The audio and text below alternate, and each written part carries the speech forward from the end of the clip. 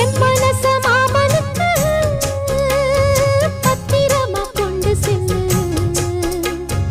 இன்னும் என்ன வேணும்னு உத்தரவு போட சொல்லு.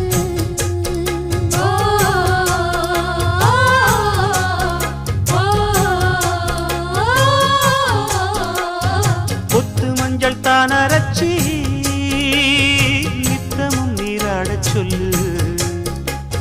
மீனாட்சி குங்குமத்தை நெத்தியில சூடச் சொல்லு.